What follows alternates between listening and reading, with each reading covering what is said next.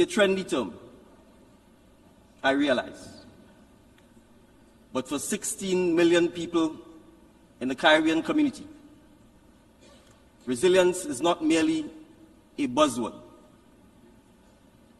It is the definition of daily life. Resilience resonates in our core as Caribbean people,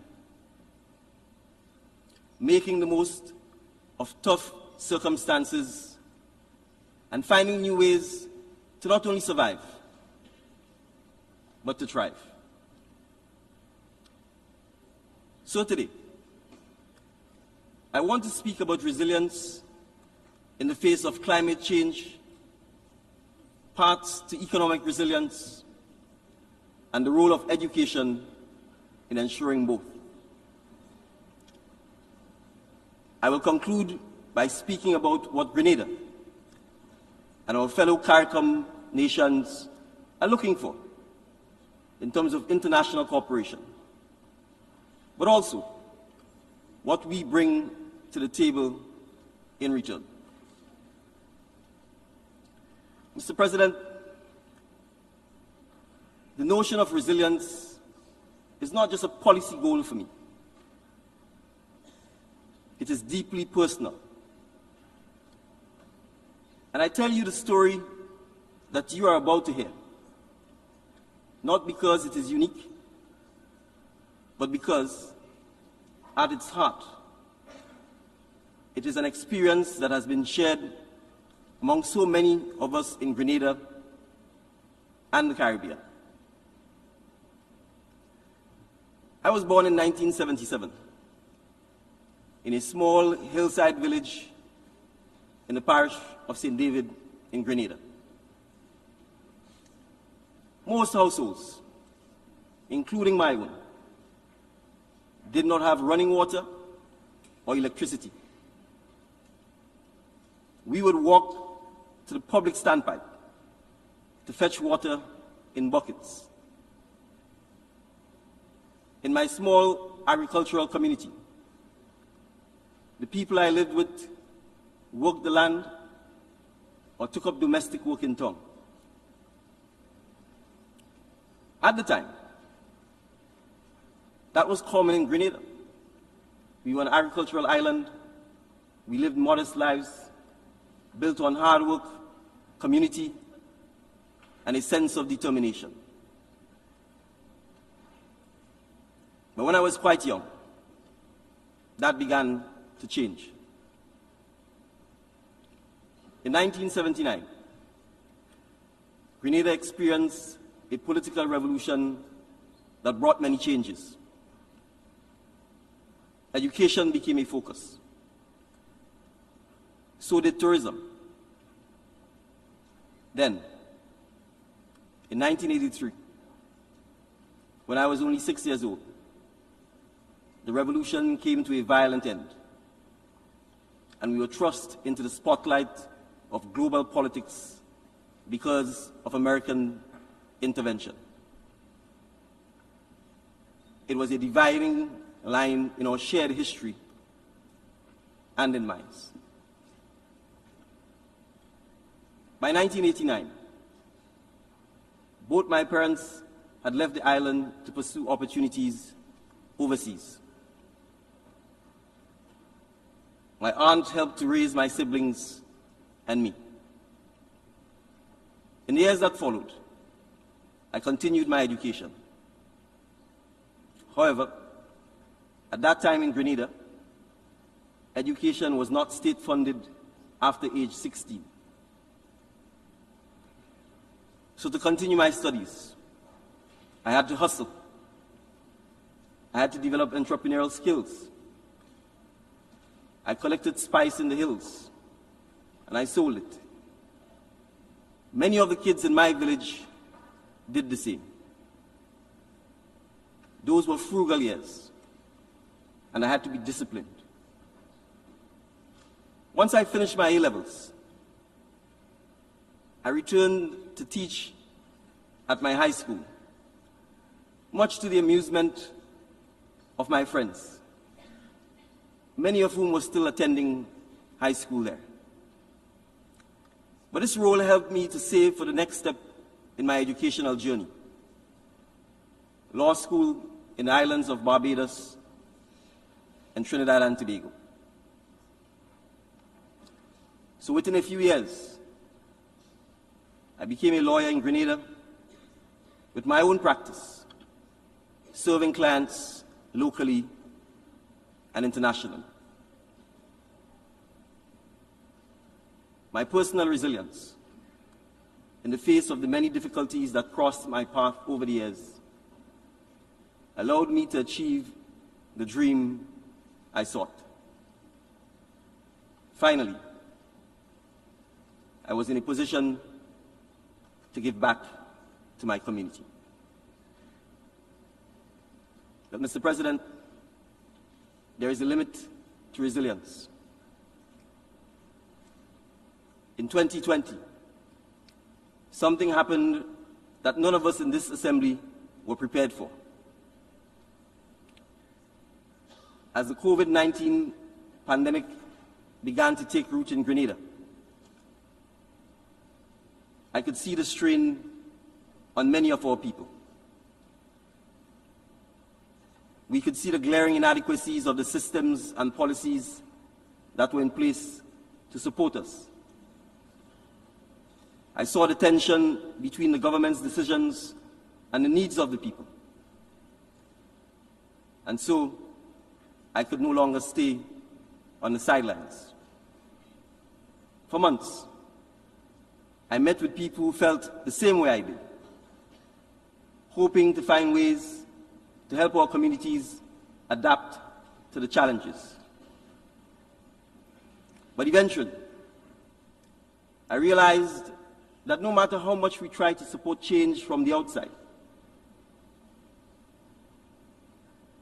real and meaningful transformation had to come from within. So it was at this moment that I decided to run for office. But it was not an easy decision.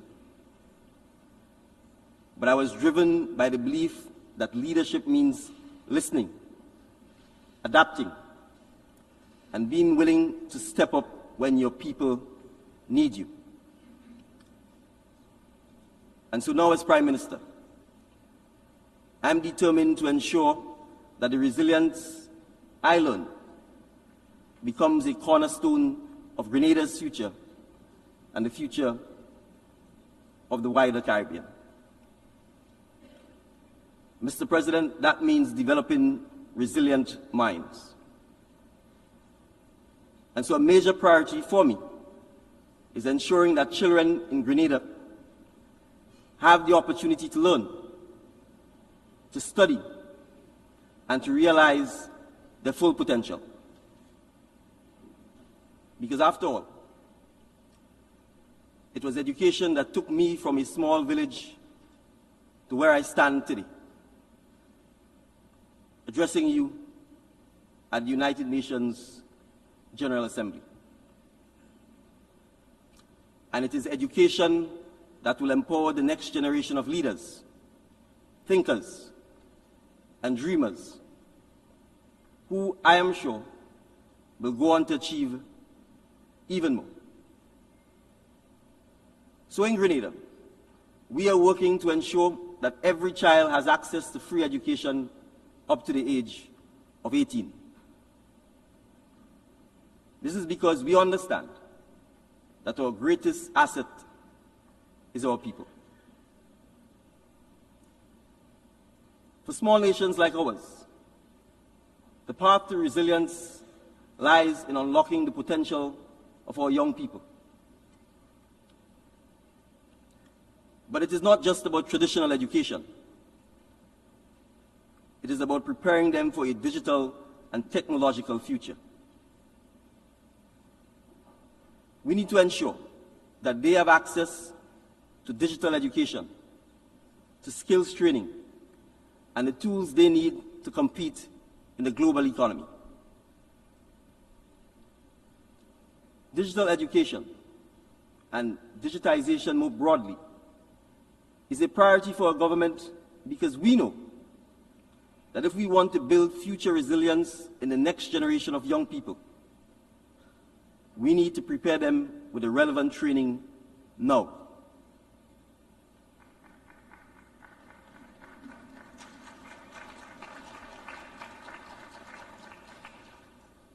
So at a time where it is possible to work in any market in the world, from anywhere in the world, digitization means that young people in the Caribbean have just as much potential access to global opportunities as their peers in Europe or North America, and with the added benefit of year-round sunshine. So digitization for Grenadians represents the democratization of opportunity.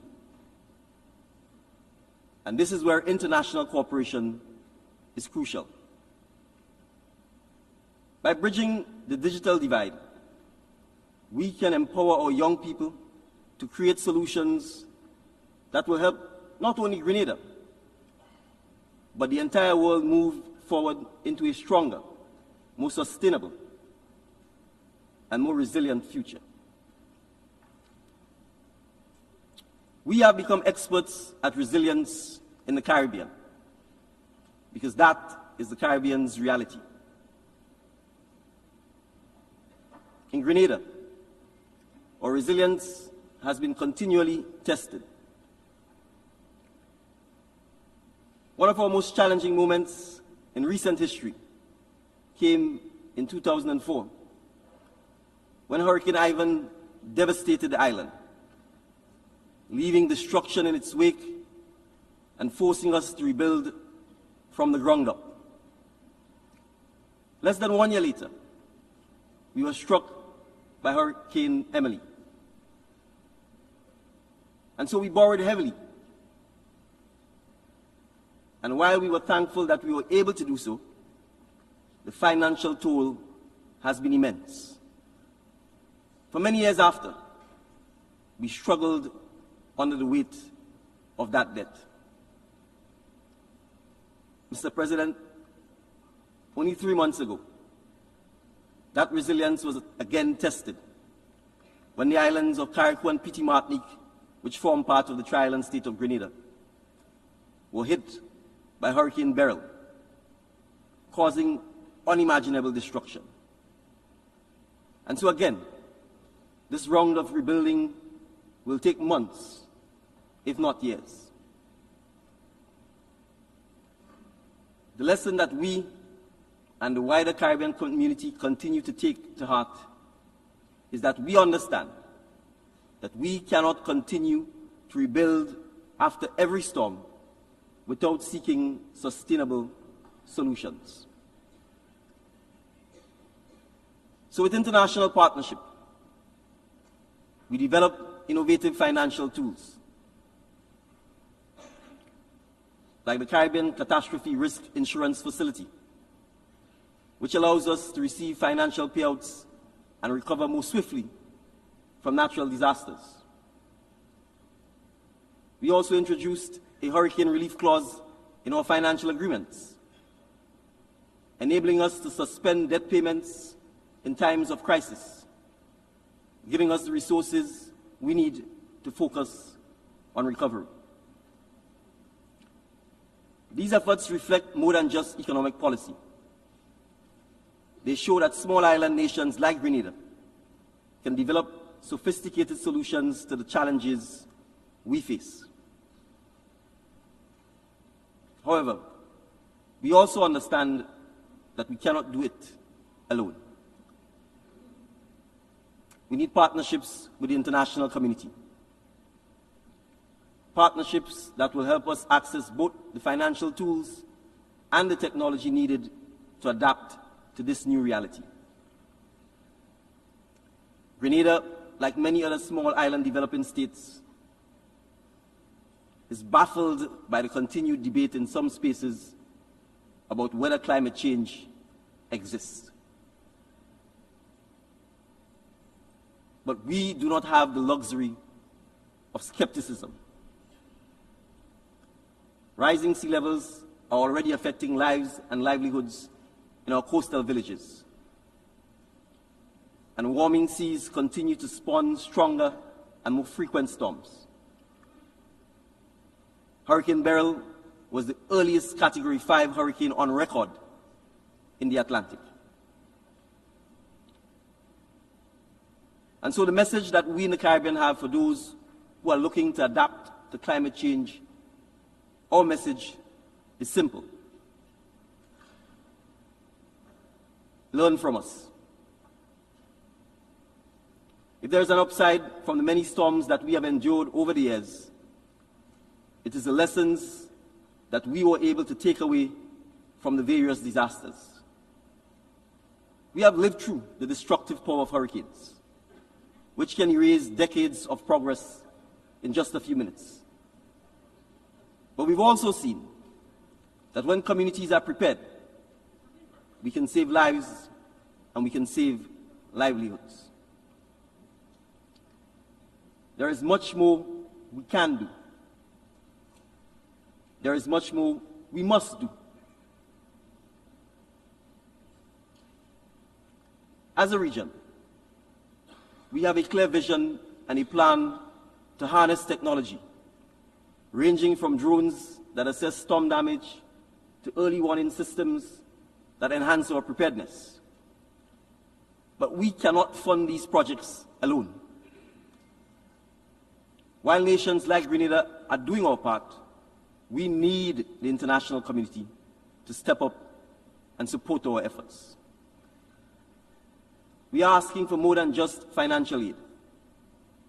We are looking for partnerships where we can work together on climate adaptation. Because we believe the resilience we are building today, through technology, through innovation, through partnerships, can serve as a model for others. My friends, we are a living lab on the front lines of global climatic challenge. Let us help you. To paraphrase a famous tourism slogan, what happens in Grenada does not just stay in Grenada. The lessons we are learning can help nations facing their own climate crises, from wildfires in Canada to flooding in Europe.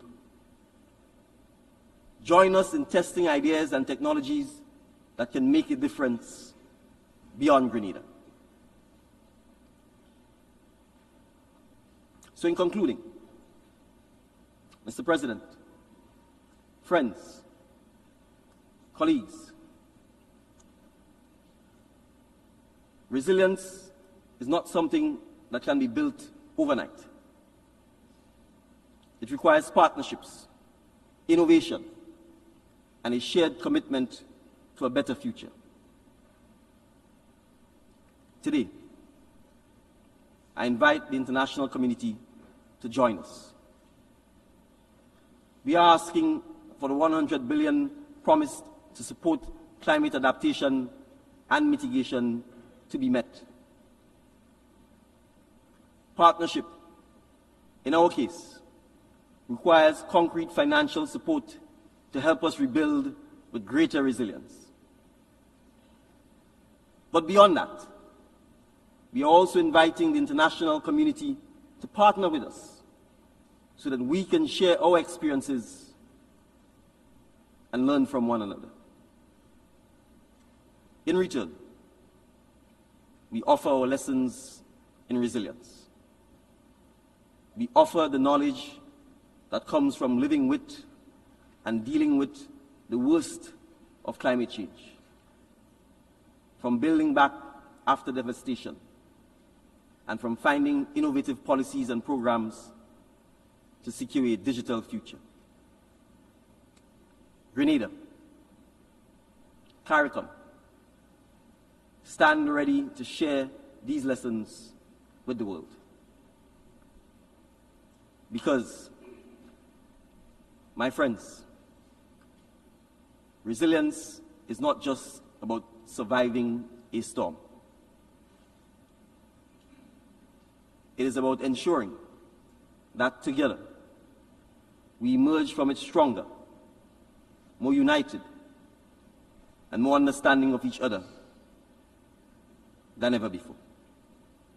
Mr. President, I thank you for the opportunity to address this August Assembly.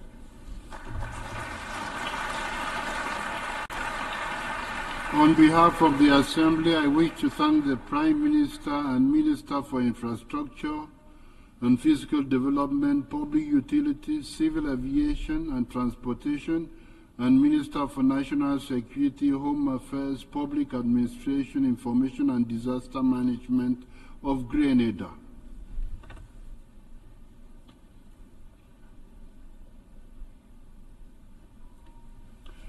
The Assembly will now hear an address by His Excellency Amadou Ouriba, Prime Minister, Head of Government of the Republic of Guinea. I request protocol to escort His Excellency and invite him to address the Assembly.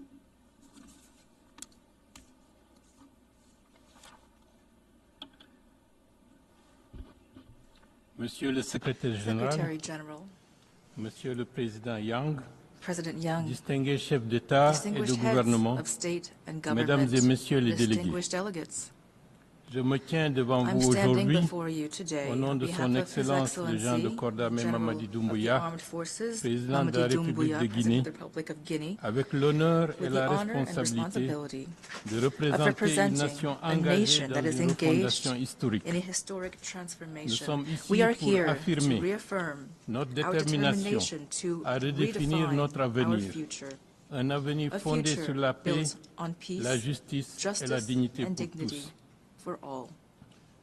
Aujourd'hui, 28 septembre 2024, trois dates, trois événements, trois moments qui incarnent l'esprit de résilience et de liberté de notre peuple. Le 28 septembre 1958, le peuple de Guinée a choisi de voter massivement pour le non au référendum proposé par le général de Gaulle en optant ainsi pour l'indépendance immédiate. Le 28 septembre 2009, ce même peuple a réclamé, au prix d'un lourd tribut, sa pleine jouissance de la liberté, de la démocratie et de la dignité. Aujourd'hui, le 28 septembre 2024, en ce jour symbolique pour la nation guinéenne, nous nous tenons devant cette auguste assemblée pour renouveler notre engagement en toute liberté envers ces dynamiques pour forger un avenir fondé sur la paix, la justice et la dignité.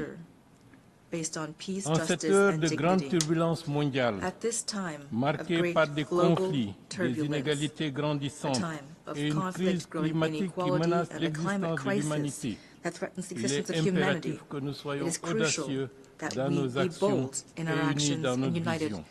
C'est avec cette conviction que je m'adresse à vous. Je souhaite tout d'abord saluer les Nations Unies, cet espace unique de dialogue et de coopération, où toutes les nations, grandes et petites, se rencontrent sur un pied d'égalité pour construire un monde meilleur.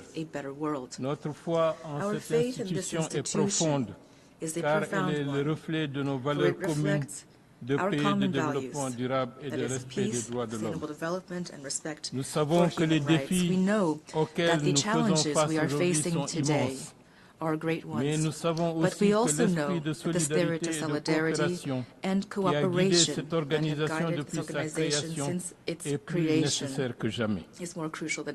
Excellences, Monsieur le Président, Mesdames et Messieurs, aujourd'hui la République de Guinée est engagée dans un ambitieux processus de profonde refondation de l'État sous l'impulsion du Comité national de redressement pour le développement et movement and by the President of the Republic, His Excellency General of the Armed Forces, Mamadi Doumbouya, we have chosen to turn the page on instability, to write a new history, a new story, that of a resilient nation that is reinventing itself to provide its people with a life full of dignity, freedom, and prosperity.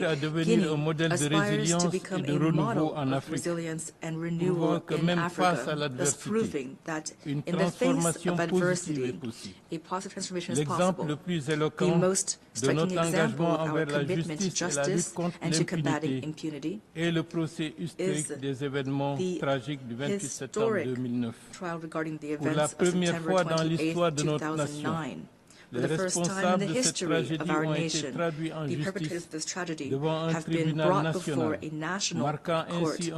This is a pivotal turning point in our battle against impunity. This trial has become a global reference point. It's an example for Africa.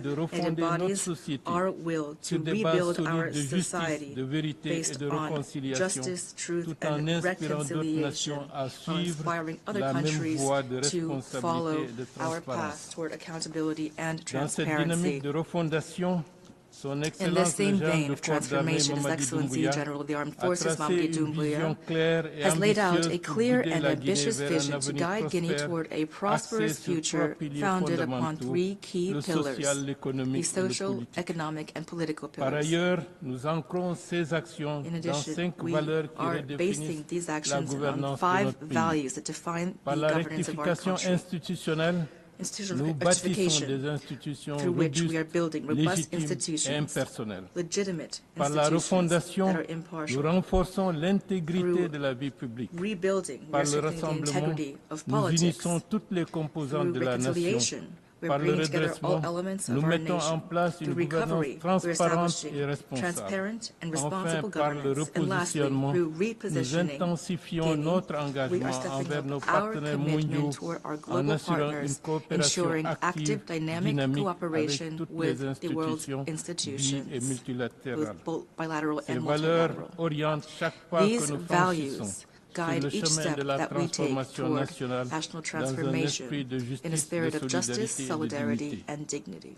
This national transformation is based on an emblematic project that embodies our vision for the present and future. That is the Simandou Mega Project and its ambitious Simandou 2040 program. Simandou 2040 was born as a mining project. Guinea now is building 670 kilometers of multi-use railways for mineral ore exploitation of the iron mines of Simandou. This project for 2040 is now much more than just a mining project. It's a model for comprehensive transformation for Guinea, which aims to build around this project a real social and environmental program in which humans and their environment can coexist in harmony.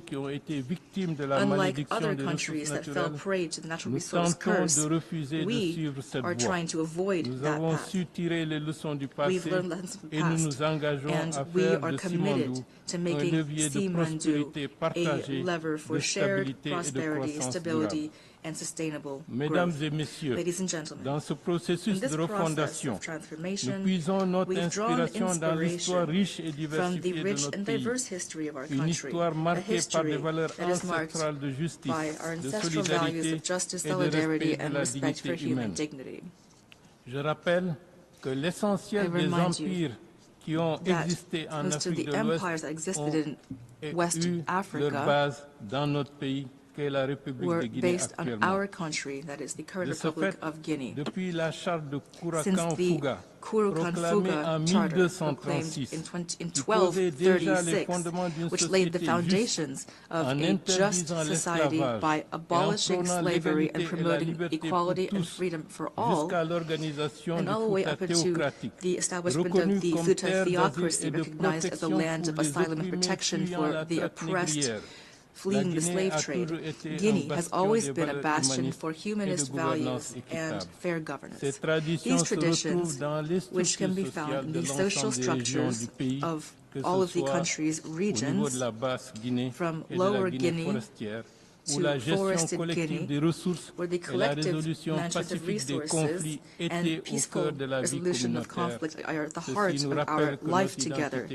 Our national identity clearly is rooted in a quest for justice, empathy, peace, and solidarity. Today, we are building the future of our nation. We are reaffirming these values in our new draft constitution, which we are currently putting before the people of Guinea. We would like to build a modern state that incorporates these timeless principles, a state in which each citizen, regardless of their origins, culture, or faith, has a role to play in a harmonious and close-knit social fabric. Ladies and gentlemen, this path toward transformation cannot be accomplished single-handedly. We are calling for sincere and strengthened international support based on mutual respect, understanding, and support as we pursue our common goals. Guinea is not asking for compassion, rather it's proposing a partnership, an active and dynamic alliance so we can come together to build a world, a better world. This period also is a unique opportunity for Guinea to redefine its role on the international arena as a committed and responsible actor that contributes to regional stability and to peace in the world. We have taken active part in peacekeeping efforts led by the United Nations, and we will continue to do so. We are convinced that peace is the key precondition for development and justice. That is why we will provide more than 650 police and gendarmes for the stabilization of Haiti, this martyr country. However, peace can only be achieved through strengthened cooperation and meaningful reforms of multilateral institutions. And that is why we must also rethink our approach to resolving persistent conflicts in the region of the Sahel. It is high time to transcend purely military responses. It is time to promote an integrated strategy that combines economic development, institutional strengthening, and heightened regional cooperation. This approach should be focused on each community in this vast space to enjoy their freedom, respect, identity, and recognition of their own rights in a multi-ethnic and multi-faith state space. This is what can ensure national cohesion and peaceful coexistence. The Security Council of the United Nations today must truly reflect the diversity and aspirations of the world of today. We strongly support the Azawini Consensus, and we call for a more equitable and democratic representation within decision-making bodies. Africa, with its 54 member states, represents more than a fourth of the UN's member states. It can no longer be pushed to one side in decisions that concern global peace and security. We call for the African continent to acquire permanent seats in the Security Council with all of the associated rights, including veto rights. Monsieur le Président, Mesdames et Messieurs, face aux crises multiples qui secouent notre monde, il est évident que nos réponses doivent être collectives, humanitaires et en empathie avec les souffrances des peuples dans les zones en conflit. Partout, des populations souffrent des ravages de la guerre, des familles séparées, des communautés déplacées, des vies perdues et des infrastructures vitales détruites, que ce soit dans le conflit russo-ukrainien, en Europe, au Moyen-Orient, le conflit entre Israël et la Palestine, en Afrique, particulièrement au Soudan, ou dans d'autres régions du monde, les souffrances des peuples sont immenses et ne connaissent ni frontières ni nationalité. À ces tragédies humaines s'ajoutent les effets dévastateurs du changement climatique qui exacerbe les conflits et augmente la vulnérabilité des plus démunis. En réaffirmant notre engagement reaffirm our commitment to including the Fouta-Djallon Highlands on the UNESCO World Heritage List.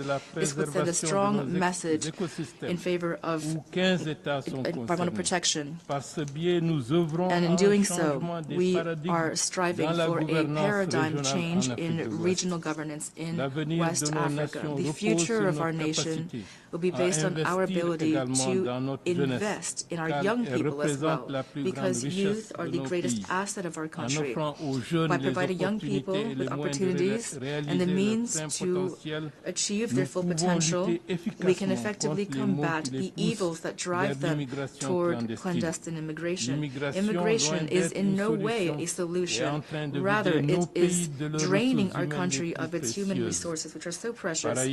In addition, technological and digital advances must serve the interests of all. Therefore, we are advocating universal access to technological innovations while ensuring that ethics remain at the heart of their use, as said by François Rabelais.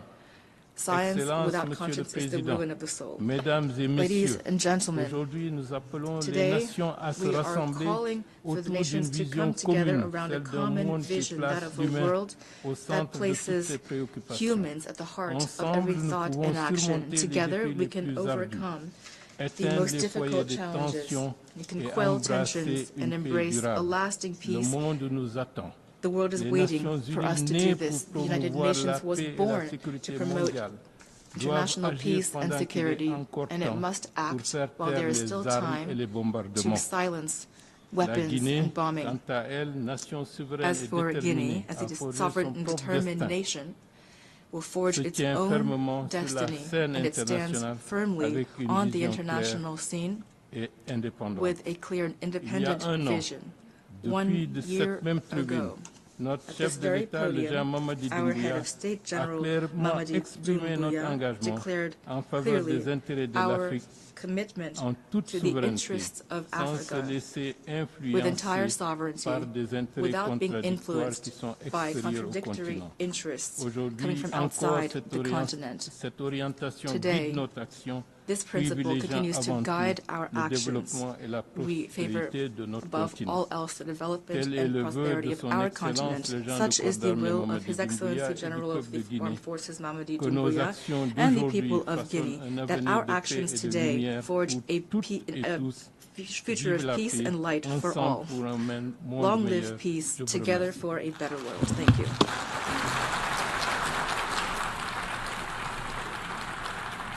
On behalf of the Assembly, I wish to thank the Prime Minister, Head of Government of the Republic of Guinea.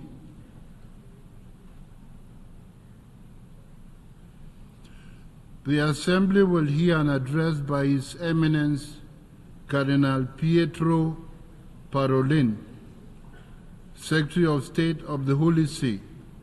I request protocol to escort His Eminence and invite him to address the Assembly.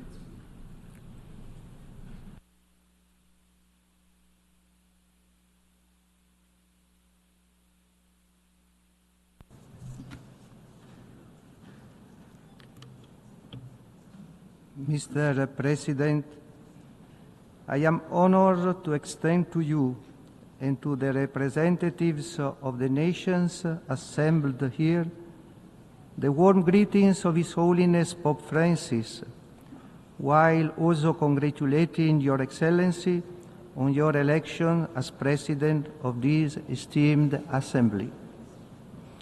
Mr. President, the Holy See is deeply concerned that we are witnessing a worrying increase in the number of conflicts worldwide and the severity of their violence.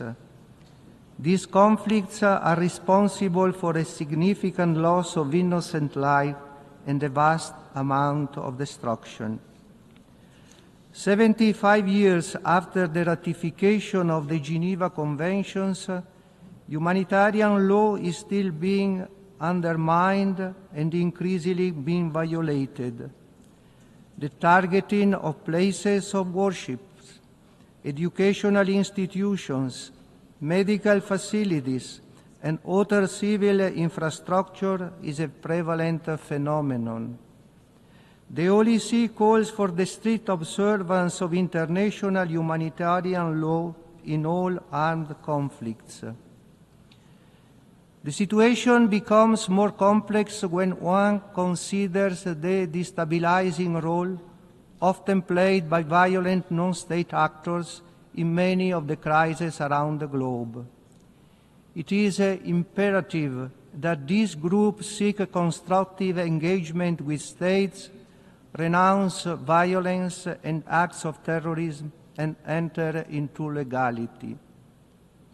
Peace is only possible if it is wanted. The pursuit of peace is a collective responsibility.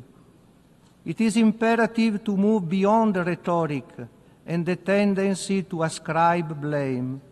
However, the reality is that there is no genuine commitment to achieving peace.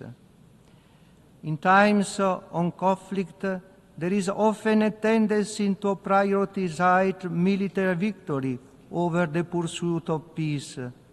It is incumbent upon diplomacy to demonstrate unwavering dedication to pursuing every avenue for negotiation to establish enduring peace.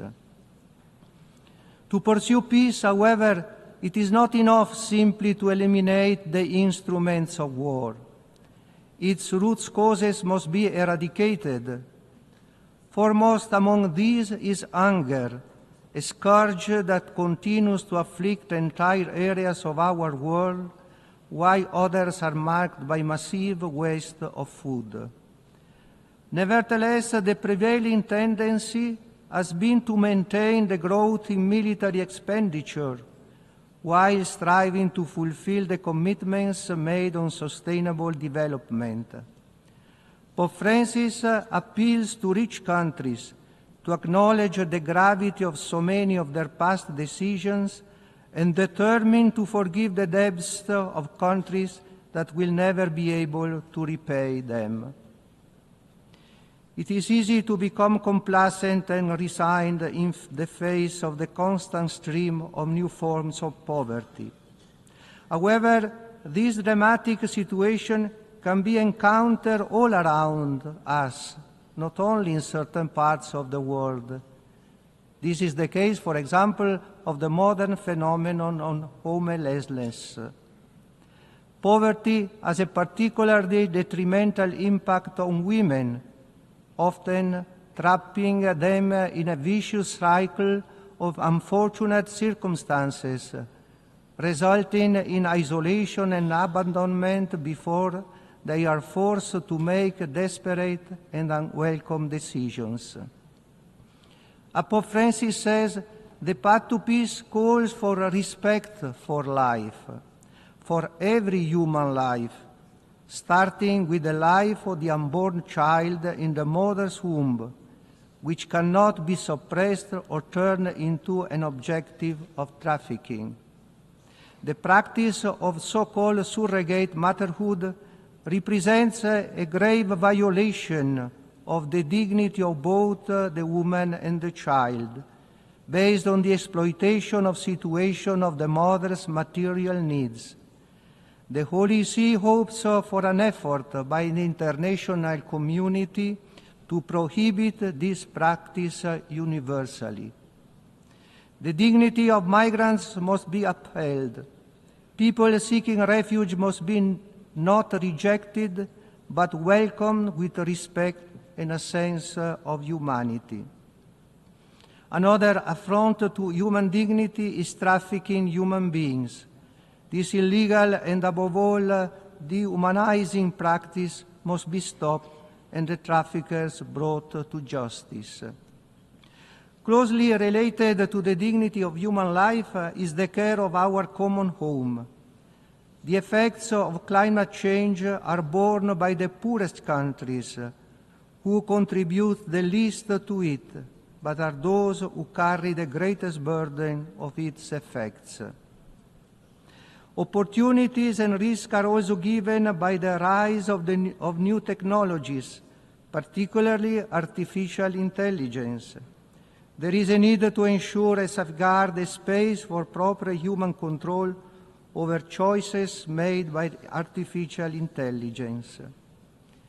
In light of the tragedy that is armed conflict, it is urgent to reconsider the development and use of devices like the so-called lethal autonomous weapons, and ultimately ban their use. No machine should ever choose to take the life of a human being.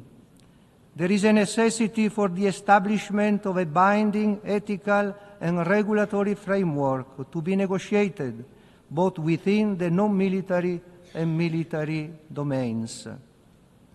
The Holy See is convinced that a world free from nuclear weapons is both necessary and possible. The goal of a world free of nuclear weapons can only be achieved through discussions based on mutual trust. It is evident that the adherence to and respect for international disarmament agreements and international law should not be perceived as a form of weakness. The Holy See renews its call for a total and complete disarmament. Unfortunately, as Pope Francis says, we are witnessing a third world war fought piecemeal. In the midst of the ongoing tragedy of the Russian war in Ukraine, we are faced with a situation that calls for urgent action to prevent further escalation and to create a path towards a just and peaceful resolution. While diplomatic efforts are crucial, it is evident that military engagement continues to prevail. It is therefore essential to find ways to encourage gestures of goodwill and spaces for direct dialogue between the parties involved. The Holy See continues to be worried about the ongoing stability in the Middle East, particularly following the terrorist attack of 7 October 2023 in Israel by Hamas and other armed Palestinian groups.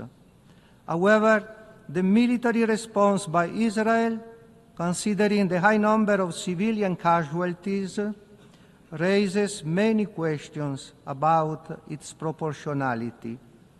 The Holy See calls for an immediate ceasefire in Gaza, the West Bank, as well as the release of Israeli hostages in Gaza, and urges humanitarian assistance to the Palestinian population. The Holy See reaffirmed that the only viable solution is a two-state solution with Jerusalem having a special status. The Holy See expresses serious concern regarding the situation in Jerusalem, where several discriminations and harassments are taking place, hindering the peaceful coexistence for Christians, Jews, and Muslims. It condemns all anti-Christian acts perpetrated months ago by a minority of Jewish individuals and calls on the authorities to continue confronting this ideological deviation firmly and clearly. The current situation in Lebanon represents a significant cause for concern for the Holy See. The ongoing intensification of the conflict between Hezbollah and the Israeli military is putting at high risk the whole region. The Holy See demands that all parties adhere to the principles of international humanitarian law and halt the escalation and enter into a ceasefire without delay. Furthermore, the Holy See highlights the humanitarian crisis in Syria and urges the international community to do more in supporting the Syrian people who feel hopeless about their future. The ongoing armed conflict in Sudan has resulted in an unprecedented humanitarian crisis, with displaced persons, particularly women and children, succumbing to starvation and malnutrition. The Holy See urges the international community to promote peace negotiations and provide the population with vital humanitarian aid. The Holy See called for more humanitarian support in the Cabo Delgado province in Mozambique, affected by armed conflict for 7 years now, with almost 905,000 internally displaced persons who are facing alarming levels of suffering, insecurity, and poverty. The situation in the eastern part of the Democratic Republic of Congo is deteriorating rapidly, leading to a disturbing increase in the humanitarian crisis. The withdrawal of the MONUSCO by the end of the year is likely to create a security vacuum. It is crucial to continue supporting diplomatic efforts to find an appropriate and sustainable solution to the ongoing conflict. The OLC follows with great preoccupation the social political situation in South Sudan, aggravated by the humanitarian crisis, the recent floods, and the conflict. It calls on the international community to show solidarity with the population and urges all the country's leaders to place the well-being of the people at the center of their political agenda. The spread of jihadist threats in the Gulf of Guinea is causing concern for the security of not just the Sahel, but all of West Africa. Christians are being targeted, while climate change and armed attacks are worsening the food crisis and causing children to drop out of school. Immediate and long-term action is needed to prevent a loss of education and stability in the region. The OLC is following the dramatic situation in Haiti with apprehension and hopes that the steps that are being taken with the support of the international community to establish democratic order and stop the violence will lead to peace and reconciliation in the country. The dramatic situation and the dire need for humanitarian aid in Myanmar, which has been exacerbated by an increase in armed conflict in recent months and made worse by severe flooding, are also a source of deep concern.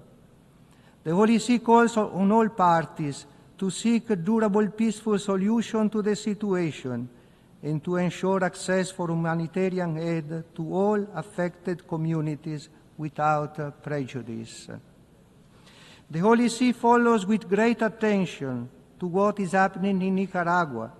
It is in particular concerned about the measures taken against the personnel and institutions of the Church, which directly affect the sensitive issues of religious freedom. It is hoped that in conjunction with the other fundamental rights of individuals and society, this freedom will be adequately guaranteed. For its part, the OLC is open to respectful and constructive dialogue with the authorities of the country, with a view to resolving difficulties and promoting peace, fraternity, and harmony for the benefit of all. The recent presidential elections in Venezuela have demonstrated that despite the numerous challenges faced, the Venezuelan people continue to place their trust in the democratic values enshrined in the Constitution. These democratic values are founded upon the sovereignty of the people, which is expressed through the act of voting. In the serious crisis that followed the announcement of the result, with several deaths, numerous detentions, also of minors, and the use of violence, the Holy See, deeply saddened and worried, appeals to the authorities of the country and to all those who have any responsibility for what has happened to respect and protect the life, dignity, human rights, and fundamental freedoms of its citizens.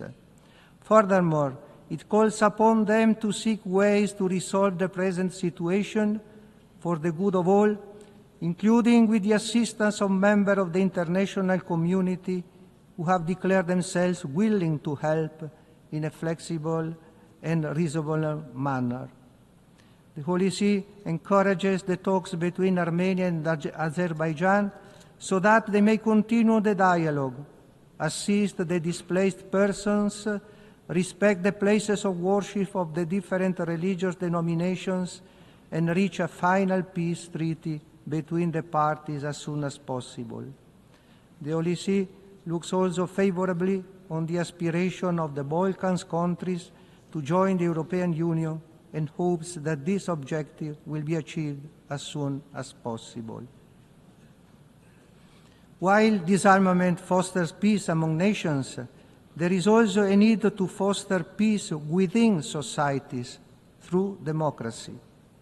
It is the result of a considered and committed acceptance of the values that inspire democratic procedures. Democracy is founded upon the tenets of freedom of expression and the fundamental principle of the respect for the will of the people. This implies that changes in the orders of power can occur. However, there is an increasing tendency to alter constitutions or to modify electoral rules and procedures for the purpose of remaining in power. Democracy entails respect for the established rules and the recognition of the expressed will of the people. Pope Francis made it clear that the path to peace calls for respect for human rights. Regrettably, in recent decades, attempts have been made to introduce new rights, leading to instances of ideological colonization, in which gender theory plays a central role. The latter cancels differences in its claim to make everyone equal. It does not even help ensuring the harmony between women and men. It is also inconceivable to associate the concept of right with the practice of abortion, which involves the taking of an innocent life. The Holy See is profoundly alarmed that some of the most common violations of human rights occur in the area of religious freedom. Christians are the most vulnerable in this regard, where 1 in 7 are subjected to persecution. Mr. President, there is a need to recover the roots, the spirit, and the values that gave rise to this organization, while at the same time taking into account the changed context. The first and most necessary reform needed is the return to a sincere and open dialogue. It is evident that without dialogue and an open exchange of perspectives, even when there is disagreement, consensus and agreement cannot be reached.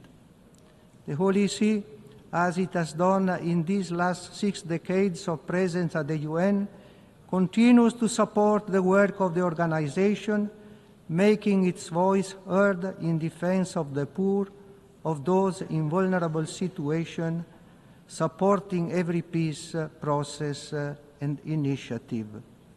Thank you, Mr. President.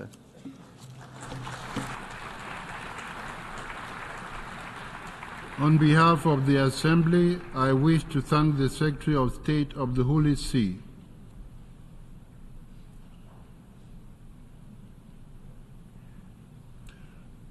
I now give the floor to His Excellency Wang Yi, Special Representative of President Xi Jinping, member of the Political Bureau of the CPC Central Committee, and Minister for Foreign Affairs of China.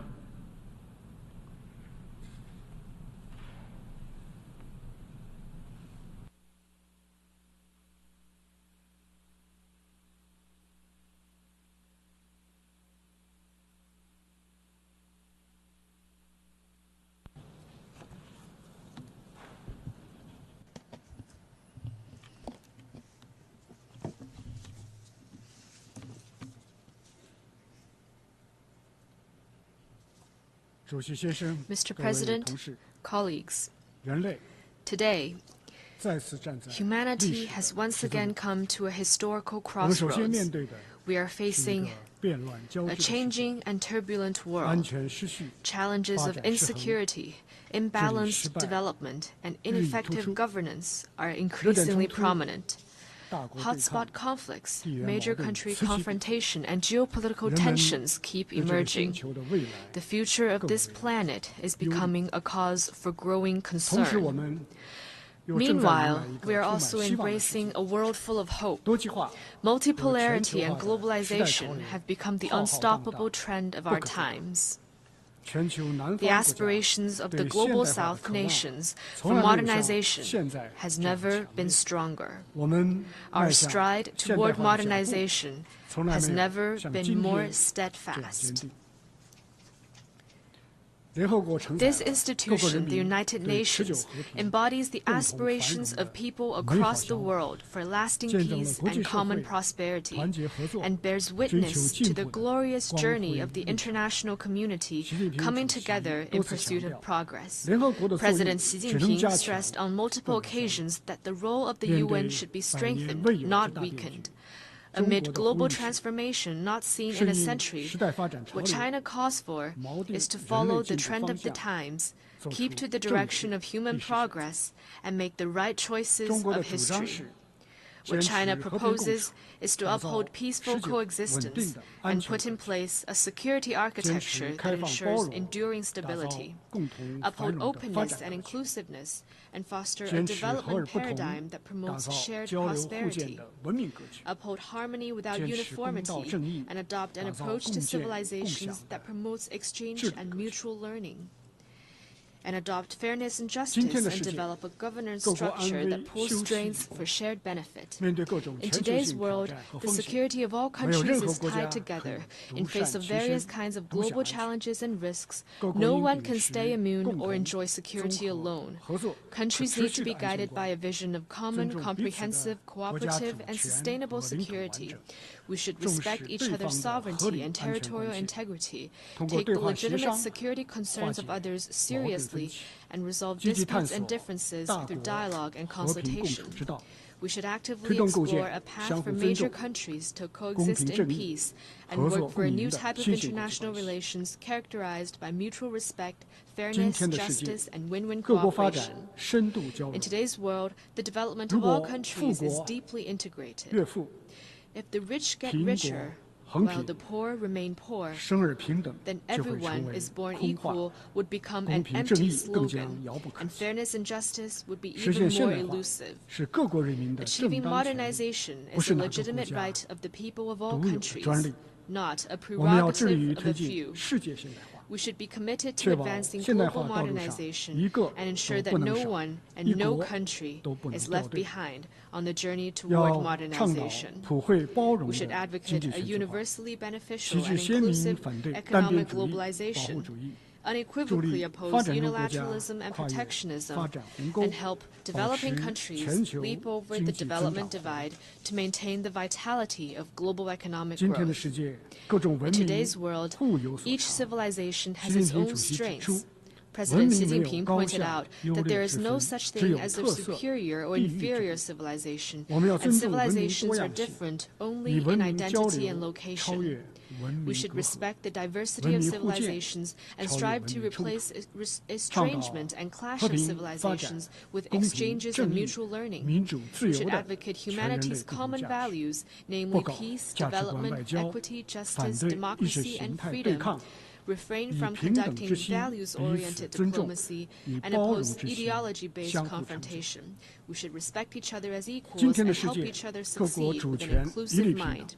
In today's world, countries should all enjoy sovereign equality. As a large number of global South nations are growing with a strong momentum, gone are the days when one or two major powers call the shots on everything. We should advocate an equal and orderly multipolar world and see that all countries, regardless of their size, have their own place and role in the multipolar system. We should practice true multilateralism, oppose hegemonism and power politics, and make international relations more democratic. We should follow the principle of extensive consultation and joint contribution for shared benefits and make global governance more just and equitable. Mr. President, peace is the most precious thing in our world today. You may wonder if there is a path leading to peace. In fact, peace is the path. Without peace, development will not sustain. Without peace, cooperation cannot happen. For the sake of peace, a single ray of hope is reason enough not to give up. The slightest chance deserves 100-fold effort. An end to the Ukraine crisis remains elusive. The top priority is to commit to no expansion of the battlefield, no escalation of fighting, and no provocation by any party, and push for de-escalation of the situation as soon as possible. China is committed to playing a constructive role, engaging in subtle mediation and promoting talks for peace, not throwing oil on the fire or exploiting the situation for selfish gains. At this session of the General Assembly, China, Brazil, and other countries in the Global South have jointly launched the Group of Friends for Peace. Its very purpose is to uphold the purposes and principles of the UN Charter, build consensus for a political settlement of the crisis, and contribute to a prospect of peace. The question of Palestine is the biggest wound to human conscience. As we speak, the conflict in Gaza is still going on, causing more casualties with each passing day. Fighting has started in Lebanon again, but might cannot replace justice. Palestine's long-held aspiration to establish an independent state should not be shunned anymore, and the historical injustice suffered by the Palestinian people should not be ignored anymore. There must not be any delay in reaching a comprehensive ceasefire, and the fundamental way out lies in the two-state solution. China has always been a staunch supporter of the just cause of the Palestinian people to regain their legitimate national rights and a staunch supporter of Palestine's full UN membership. We have recently helped bring about breakthroughs in intra-Palestine reconciliation and will continue to work in concert with like-minded countries for a comprehensive and just settlement of the question of Palestine and durable peace and stability in the Middle East. The issue of Afghanistan concerns regional peace and security. It is important to help the country exercise prudent governance, fight terrorism effectively, improve people's lives, and reinvigorate the economy to create a better life or future for the people of Afghanistan. The Korean Peninsula should not experience war again. The important thing is to make persistent efforts for de-escalation, commit to seeking solutions through dialogue and consultation, realize a transition from the armistice to a peace mechanism, and safeguard peace and stability on the peninsula. China is deeply aware that Asia needs stability and development and opposes division and conflict. As an important origin of human civilization and a key engine of global growth, Asia has the wisdom and capability to stabilize the situation through regional cooperation and handle differences properly through dialogue and consultation. We are firmly against the meddling by countries outside the region and will firmly resist attempts by any force to stoke trouble and confrontation in the region. Mr. President, as the world faces increasingly serious challenges, China has never opted to be an indifferent spectator. Instead, we've been playing a bigger part in global governance than ever before. President Xi Jinping has put forth the Global Development Initiative, the Global Security Initiative, and the Global Civilization Initiative in recent years. They carry China's wisdom for resolving various difficult issues confronting humanity and bring impetus from China for improving global governance. In the face of uneven and inadequate global development, China's proposal is to put development at the top of the global agenda, focus on delivering the Sustainable Development Goals of the UN 2030 Agenda, increase input in development, and help developing countries better respond to different risks and challenges. At the recent Beijing summit of the FOCAC on China-Africa cooperation, President Xi Jinping outlined 10 partnership actions to be taken together with Africa to advance modernization, and announced the decision to give over 40 LDCs, including those in Africa, zero tariff treatment for 100% tariff lines. China is the first major developing country and the first major economy to take such a significant step. In the face of unilateral bullying acts such as sanctions and blockade, China firmly supports countries in defending their legitimate rights, upholding the equity and openness of the international system, making global development more coordinated and beneficial for all, and jointly opposing technology blockade and rejecting decoupling or severing supply chains. Sanctions and pressure will not bring monopolistic advantages. Suppressing and containing others will not solve problems at home. The right of people of all countries to pursue a better life should not be taken away. Here, we once again urge the United States to completely lift its blockade, sanctions, and terrorism-related designation against Cuba. In the face of aggravating ecological challenges, China is firmly committed to a path of green, low-carbon, and sustainable development. We will move from carbon peaking to carbon neutrality in the shortest time span in world history, contributing China's efforts to harmonious coexistence between humanity and nature. At the global level, the principle of common but differentiated responsibilities must be upheld, and the Paris Agreement must be implemented in earnest. Developed countries should assist developing countries in developing their capacity to cope with climate change.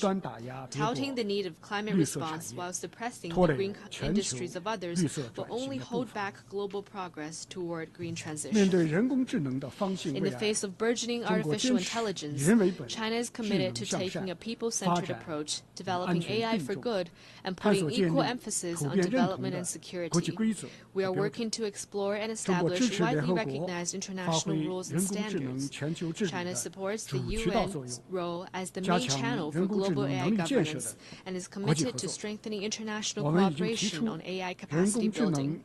China has put forth the AI capacity building action plan for good and for all. We are ready to make more contribution to the sound, orderly, fair, and inclusive development of AI. In the face of the task of human rights protection, China maintains that all countries' right to independently choose their path of human rights development should be respected. No country should impose its own will on others or interfere in others' internal affairs in the name of human rights. In human rights protection, China is committed to putting people first and promoting the free and well-rounded development of the people. We have found a path of human rights development that suits China's national conditions. China is ready to engage in equal-footed dialogue and exchanges with all countries and UN human rights bodies and jointly promote the sound development of the global human rights cause. Mr. President, Taiwan is an inalienable part of China's territory. This is the history and the reality. Both the Cairo Declaration and the Potsdam Proclamation stated in explicit terms that all the territories Japan had stolen from the Chinese, such as Taiwan and the Penghu Islands, shall be restored to China. And this constitutes an important part of the post-war international order.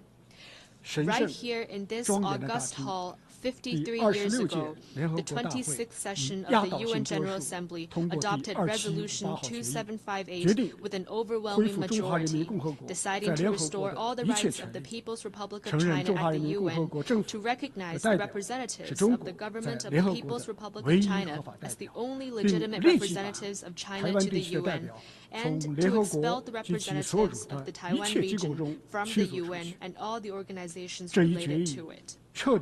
Once and for all, the resolution resolved the issue of the representation of the whole of China, including Taiwan, in the UN. It made clear that there is no such thing as two Chinas, or one China, one Taiwan. On this matter of principle, there is no gray zone or room for ambiguity. The complete reunification of China will be achieved. Taiwan will eventually return to the embrace of the motherland. This is the overwhelming trend of history that no one and no force can stop.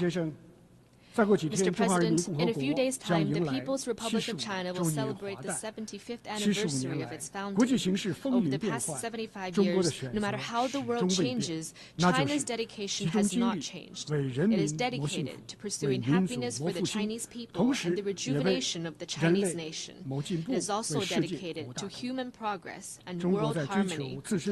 In the course of seeking its own development, China has kept in mind the common interest of the whole world, generating generating new opportunities for the world through its own development. Not long ago, the third plenum of the 20th CPC Central Committee made an important decision on further deepening reform comprehensively to advance Chinese modernization. It will set in motion a new journey where China joins hands with the world in common development and progress. Chinese modernization will contribute robustly to world peace. The Chinese culture values peace, and the Chinese nation has no tradition of external expansion. China, once a victim of foreign power bullying, knows full well the value of peace and the hard-won gains of development. In fact, China is the only major country that has written peaceful development into its constitution, and the only country among the 5 nuclear weapon states to pledge no first use of nuclear weapons. We're actively exploring and putting into practice the Chinese way of addressing hotspot issues, boosting the prospects for resolving the security dilemma and improving security governance, and paving the ground for conflict settlement and peace building. Every step in China's development is an increase in the force for peace. Chinese modernization will contribute robustly to common development for all. China does not only care about its own development. We are ready to develop hand-in-hand with all countries. By further expanding high-standard opening up, China is aligning proactively with high-standard international economic and trade rules to foster a market-oriented, law-based, and world-class business environment. China has realized full mutual visa exemption with many countries and is expanding its unilateral visa waiver program to facilitate two-way personnel flows. China is vigorously promoting high-quality Belt and Road cooperation, a concrete step to support the 2030 Agenda for Sustainable Development. China will also speed up the implementation of the 8 measures in support of Global South cooperation and the series of initiatives supporting Africa's peace and development in order to help countries in the Global South strive toward modernization. Chinese modernization will contribute robustly to improving global governance. China has been an abiding supporter of the UN's continued reform and development to bring about a modernized UN 2.0. The international financial system needs to be more fit for the times, and global governance should be more balanced and effective. China will continue to fulfill its international obligations, provide financial support, and send our best minds to the United Nations. The UN system needs to respond to the legitimate cause of developing countries and increase the representation and voice of those in the Global South. Chinese modernization will contribute robustly to the advancement of human civilization. Chinese modernization is rooted in China, but has also drawn on the achievements of other civilizations. It has created a new form of human advancement and provided a new choice to other countries in exploring modernization paths.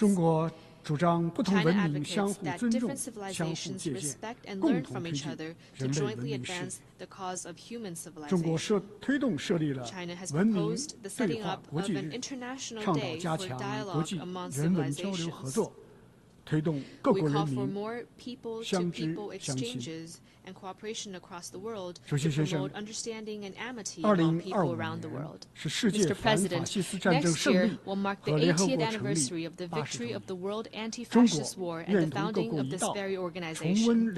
China stands ready to work with all countries to renew the founding purposes and mission of the UN, reaffirm our steadfast commitment to the UN Charter, advocate and practice true multilateralism, build a community with a shared future for mankind, and jointly usher in a better world. Thank you.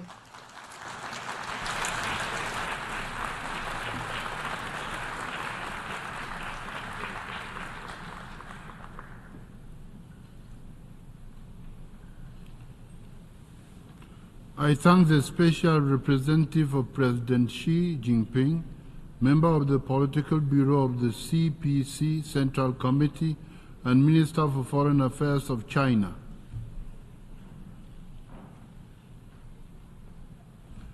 I now give the floor to His Excellency Murat Netlu, Deputy Prime Minister and Minister of Foreign Affairs of Kazakhstan.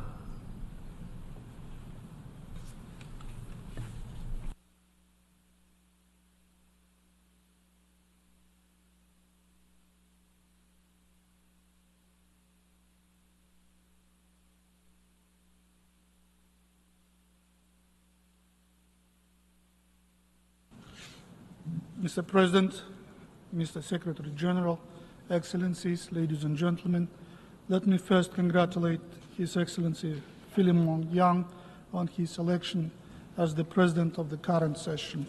I assure him of my country's full support and wish him every success in his noble endeavors. Excellencies, as we gather here, global system is dangerously close to a breaking point. Dozens of our fellow member states represented in this August hall are gripped by conflict and instability, claiming many thousands of lives.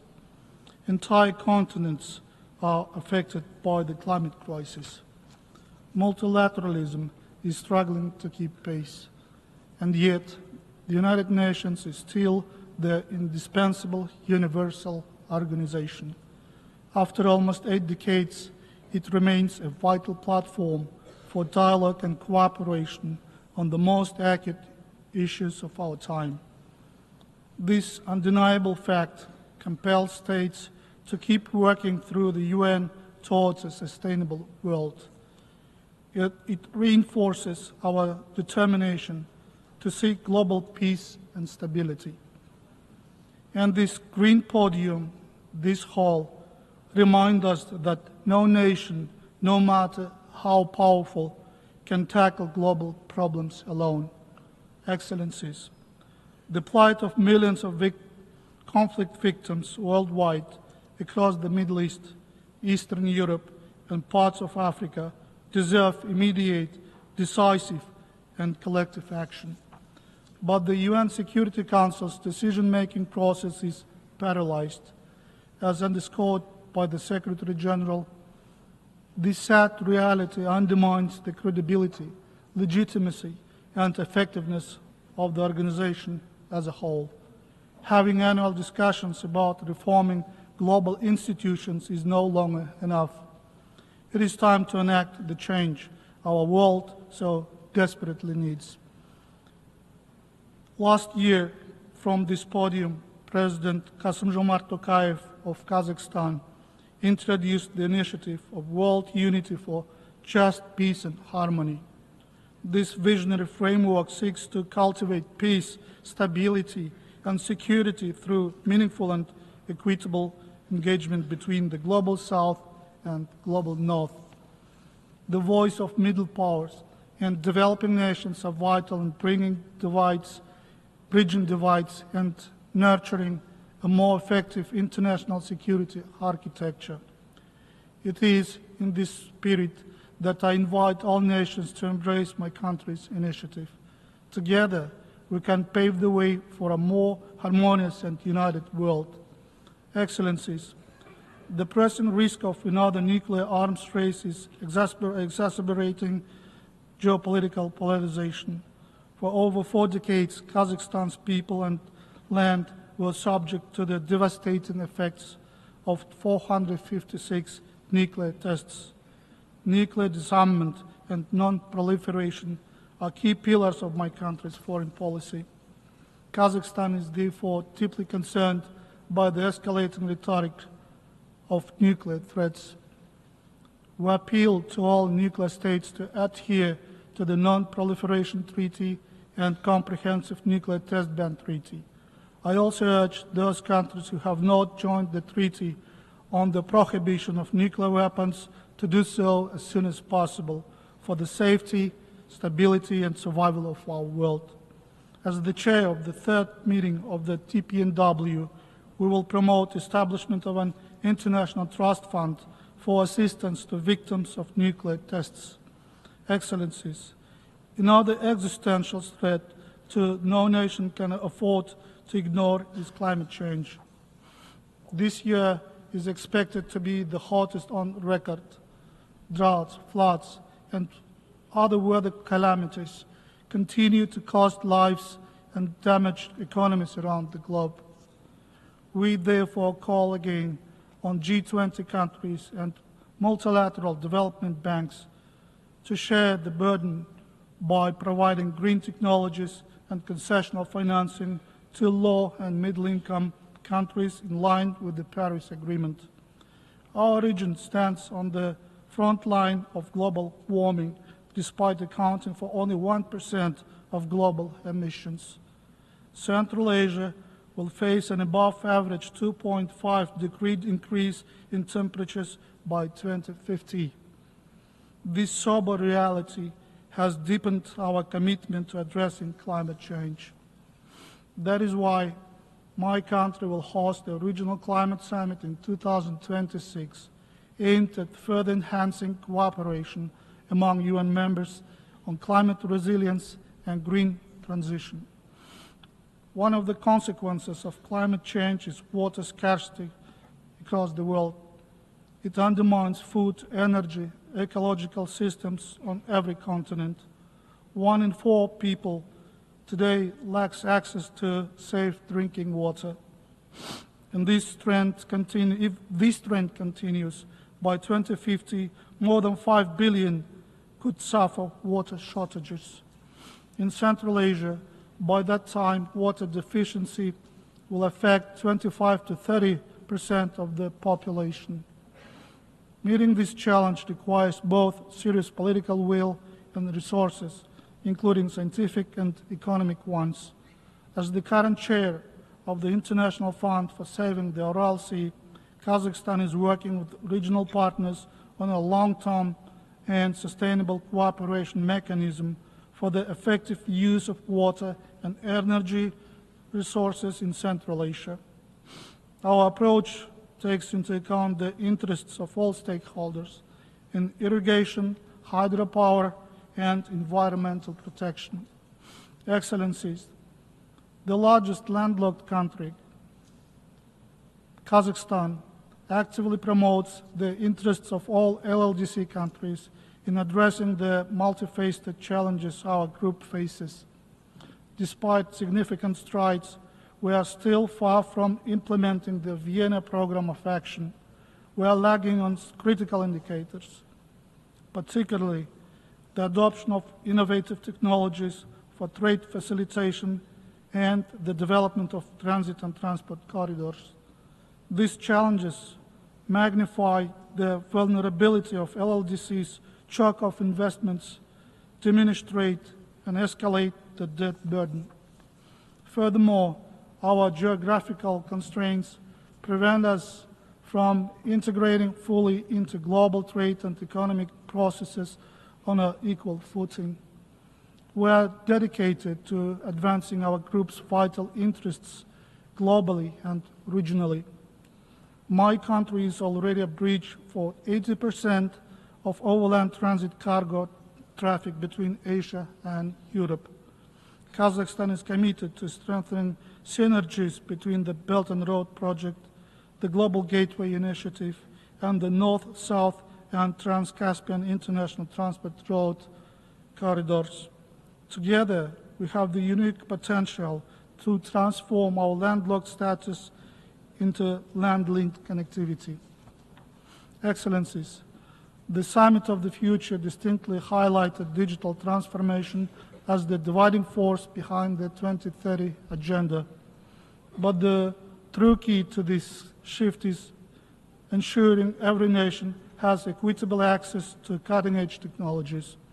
The rapid development of AI exacerbates cyber threats and brings new challenges. This includes its potential use in warfare, the consequences for data privacy, the risks of misuse for information wars, deepfakes, and more. Kazakhstan believes the UN can and must play a leading role in this revolutionary field.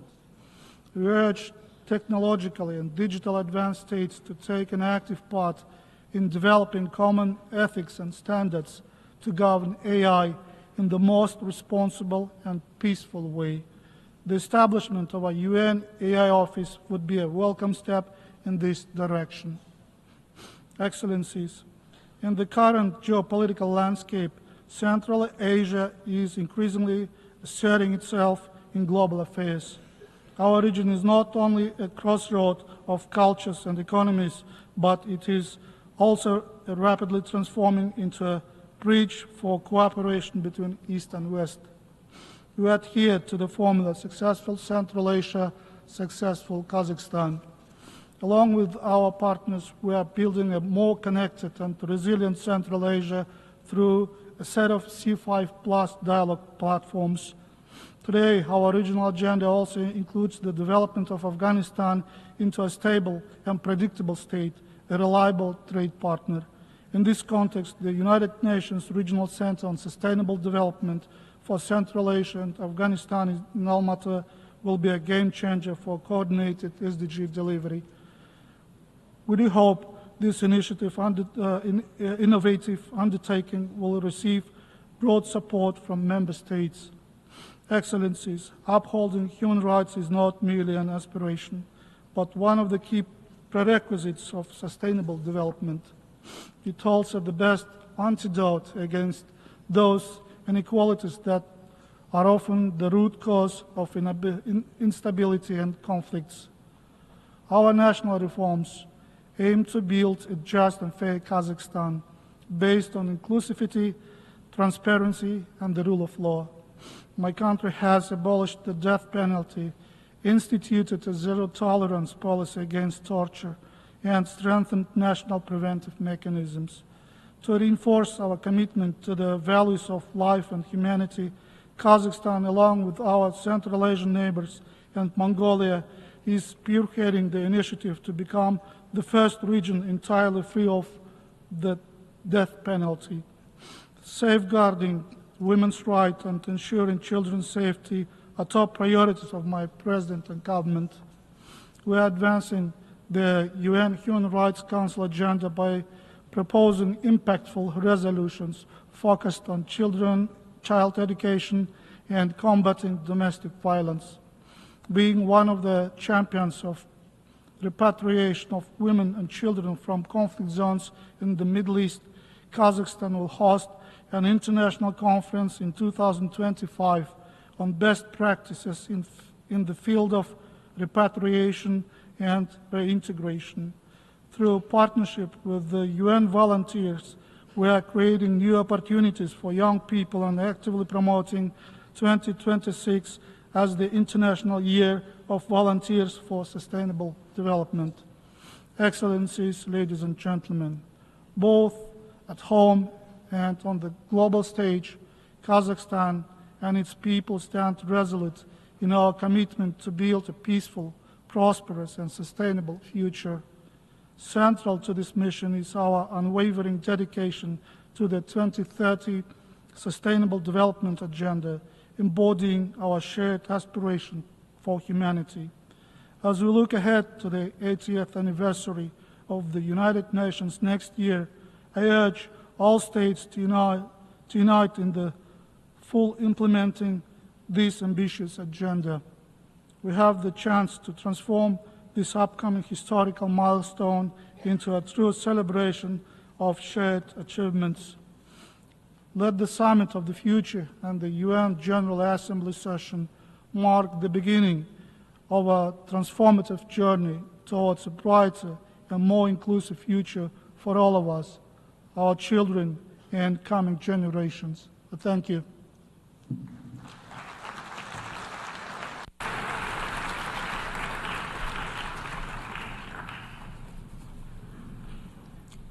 I thank the Deputy Prime Minister and Minister of Foreign Affairs of Kazakhstan.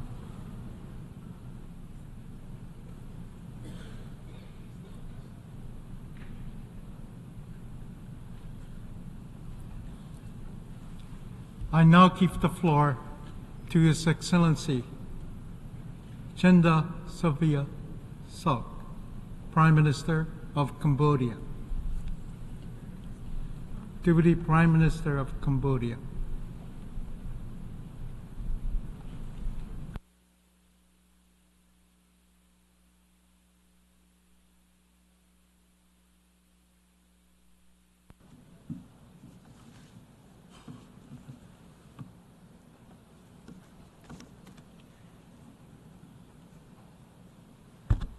Mr. President, Excellencies, distinguished delegates. your chosen theme, leaving no one behind, acting together for the advancement of peace, sustainable development, and human dignity for present and future generations, mirrors the prevailing aspiration of the international community despite intractable security threats and challenges, as well as uncertainty and continuously evolving geopolitical landscape. The current picture of the world is grim. Violent armed conflict in Ukraine, Gaza, Lebanon, Sudan, Myanmar, and many other parts of the world rage on despite efforts to de-escalate them.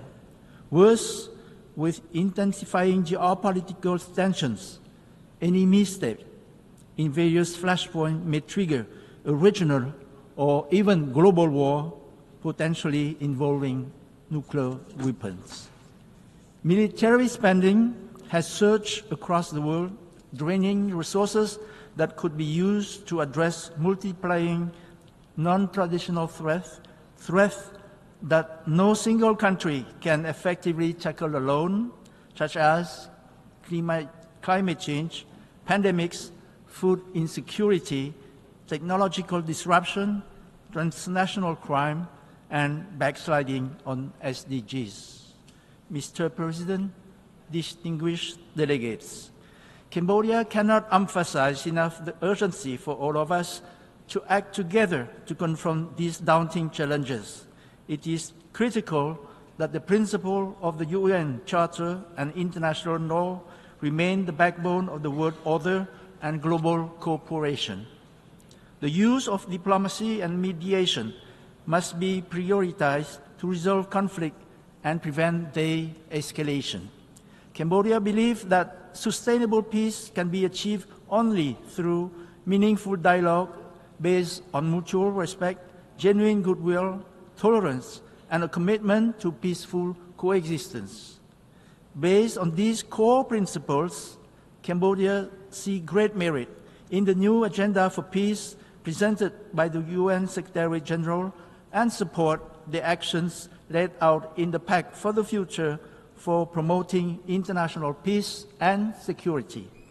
Also based on these principles, Cambodia hopes for a prompt end to the war between Russia and Ukraine through diplomacy and dialogue based on equal respect. We commend all efforts to de-escalate the fighting and all initiatives that seek to end the war through peaceful means and that engage all sides to work together towards a lasting peace. On the Palestine-Israel conflict, Cambodia remains committed to its long-held support for a two-state solution in accordance with the relevant UN resolutions. We believe this plan is the only way Palestinians and Israelis can heal their prolonged antagonism and live side by side peacefully. Cambodia supports the establishment of the State of Palestine and Palestine's bid to become a full member of the United Nations. Cambodia condemns all acts of terrorism and calls for dialogue to stop the ongoing war and the ever-worsening humanitarian crisis in Gaza. We are deeply concerned over the prospect of an all-out region-wide war in the Middle East with the latest report on intensifying fighting in Lebanon. The current rapid escalation of war in this region must stop. Members of the international community must insist on all sides to work proactively to seek ways to defuse the very grave situation now. The crisis in Myanmar remains a serious concern to us. Cambodia, along with other ASEAN member states, is committed to the ASEAN 5-point consensus as the basis for peaceful and inclusive solutions. We stress the importance of fostering an environment conducive to dialogue and to ceasefire negotiations. We also emphasize the need for humanitarian relief and for Myanmar-owned and Myanmar-led political process aimed at a lasting peace and reconciliation.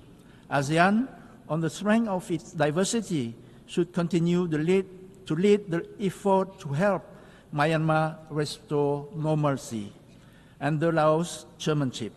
On the other hand, Cambodia welcomes the appointment of UN Secretary General on Myanmar and look forward to her working closely with the ASEAN Chair, own Special Envoy on Myanmar. A final point. Cambodia opposes unilateral coercive measures. They have a detrimental impact on ordinary citizens in targeted nations. Sanctions and economic blockades disproportionately harm the most vulnerable and impede achievement of the Sustainable Development Goals. Mr. President, distinguished delegates, let me touch now on leaving no one behind. Given Cambodia's own dark past, we believe that peace is the key prerequisite for development, especially development that is sustainable and inclusive. Cambodia sees the attainment of sustainable development and human dignity for every individual as an absolute necessity. Cambodia's current long-term development strategy, called the Pentagonal Strategy, aims to build Cambodia into a vibrant and just society that thrives on lasting peace, political stability, good governance, and respect for the rule of law. With economic growth projected to reach 6% in 2024, Cambodia is on track to further reduce poverty to below 10% by 2028. It is also on track again to gain upper middle income status by 2030 and high income status by 2050. How do we get there? First, Cambodia will give top priority to building its human capital to meet the demand of the digital age. We will invest more on, first, quality education, science, and technology. Second, training and technical skill. Third, health and well-being. And fourth, food security and equal social protection with special attention to women, girls, and the marginalized. Second, we will deepen economic diversification by developing key sectors such as transportation and energy, and we will promote new drivers for economic growth and job creation. The construction of the Funan Techo Canal, inaugurated last month, will connect our capital Phnom Penh to the Gulf of Thailand. It will be a game changer for sustainable growth in Cambodia and for improving the livelihood of our people. Third, to enhance efficiency, inclusion, and access to public services, Cambodia will accelerate the development of e-government and of a digital economy and society. I am happy to note our significant advancement in financial inclusion with the introduction of an interoperable digital payment system by the central bank using blockchain technology called Bakong. Fourth, we take a whole-of-society approach to development that seeks to enhance resilience, sustainability, and inclusion by promoting gender equality, a green and circular economy, and environmental protection. After years on the list of the least developed countries, Cambodia looks forward to its expected graduation by LDC status by 2029. Reaching these milestones will reflect our impressive progress on our journey of revival and development. Mr. President, distinguished delegates, Cambodia values multilateralism, the rule-based international order, the principle enshrined in the UN Charter and international law. These are indispensable for consensus building and mobilizing concerted actions. And we worry that confidence in the fairness and effectiveness of multilateralism is eroding. Conflicts are multiplying. Geopolitical competition is intensifying. Adherence to international regimes is declining on many fronts. Arms control, trade, the environment, human rights. In this time, that member states reaffirm, it is time that member states reaffirm their commitment to the global system and rebuild trust in it. The United Nations, with its unparalleled convening power, has long been the driving force in addressing global challenges and promoting cooperation among states. But unprecedented challenges today are testing the limit of this esteemed body. We urgently need to revitalize the UN and make it more robust and more proactive. Cambodia fully supports the Secretary General's reform agenda, including the intergovernmental negotiations on Security Council reform. The UN Security Council needs to be tailored to the 21st century, and to be effective for today's task, its composition must be more fairly representative. As the Secretary General has rightly stated, we can create a future fit for our grandchildren with a system built for our grandparents. Cambodia also fully supports the Secretary General call for bold climate actions. To achieve net zero emission by 2050, as it has pledged it would do, Cambodia has launched many measures, including raising the current 62% renewable energy share to at least 70% by 2030, by promoting reforestation and by providing incentive to green investment projects. Cambodia is actively participate in global climate negotiation, and it's look forward to the upcoming COP29 in Baku, Azerbaijan. Cambodia also fully supports the work of the high-level political forum on SDGs held in July and the ECOSOC. We welcome the adoption of the Ministerial Declaration on SDGs. We reaffirm our commitment to the 2030 Agenda. We endorse an effort to bridge the SDG financial gap, reform the global financial system, and strengthen multilateral governance. As all of us together look to the future, it should seem evident that no nation can achieve these ambitious goals alone. Global challenges demand global solutions.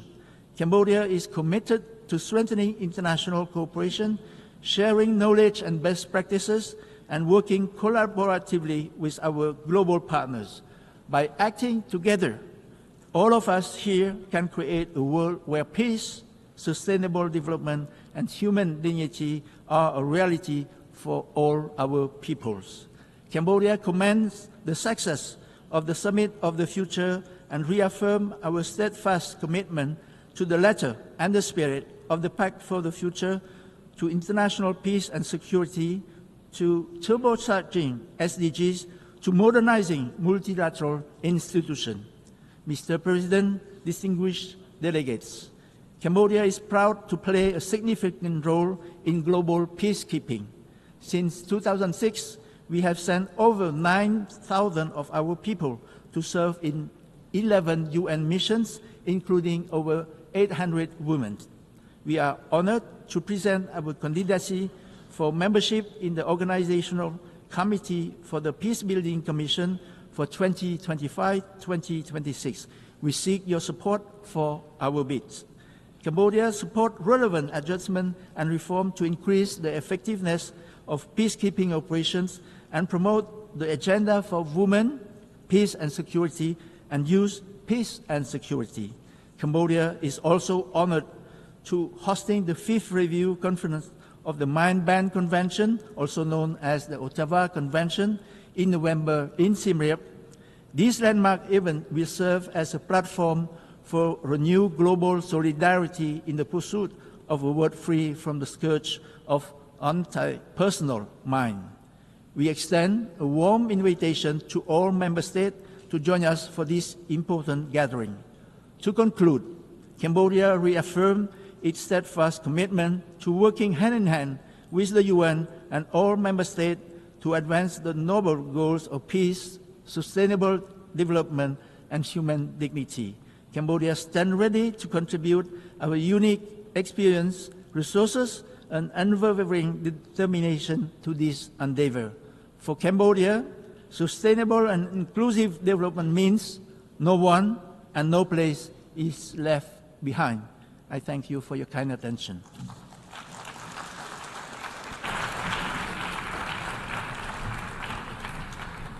I thank the Deputy Prime Minister of Cambodia.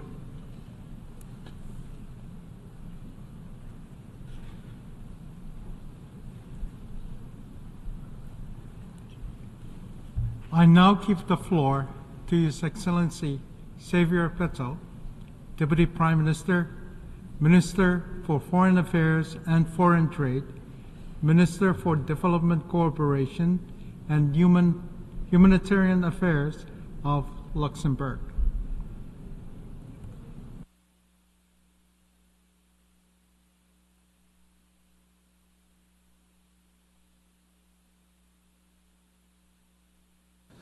Mr. President, dear colleagues, it's an honor to be in front of you again for being able to speak about the situation and how we see the world.